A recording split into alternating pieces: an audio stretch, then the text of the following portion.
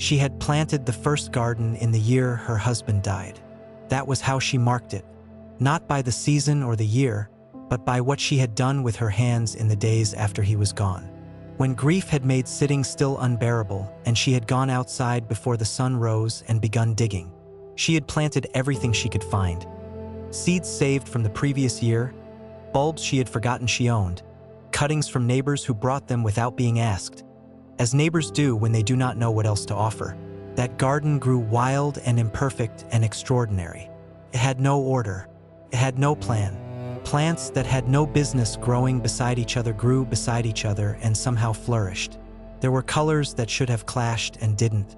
There was a corner where 3 different things bloomed in succession from early spring to late autumn, as if they had arranged it between themselves.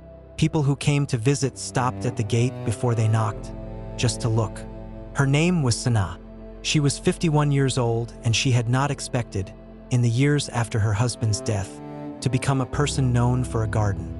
But there it was. The second garden appeared 7 years later. She broke new ground on the far side of her yard, dry, difficult soil that had never been worked. And in this garden she planted with complete intention. Everything had a place.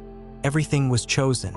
She built proper beds, spaced them correctly, composted through 2 winters before she planted a single thing. She chose plants for their relationships with each other, their shared needs, their compatibility of root and canopy. It was a different kind of beautiful, precise, deliberate. Still, her daughter, visiting one afternoon, stood between the 2 gardens and said what most people thought. "They are so different," she said. "They don't look like they belong to the same person." Sana looked from one to the other, from the wild, grieving, glorious first garden to the careful, patient, considered second. "They don't," she said. "They belong to 2 different people." Her daughter looked at her. The first garden was planted by a woman who had just lost the most important thing in her life and needed somewhere for the feeling to go. She paused. The second was planted by a woman who had found out what she was still capable of and wanted to find out more. She walked between them slowly, trailing one hand through the tall growth of the first, stepping carefully between the measured rows of the second. "I keep them both," she said, "because I am still both, the woman who plants in grief and the woman who plants with intention." She stopped at the border between them, the place where the wild edge met the clean line. "Most people think you have to choose, that you grow out of the first and into the second." She looked at her daughter. "But the first garden is how I learned to love what grows. You don't leave that behind. You build the second garden on top of it." Her daughter said nothing for a while.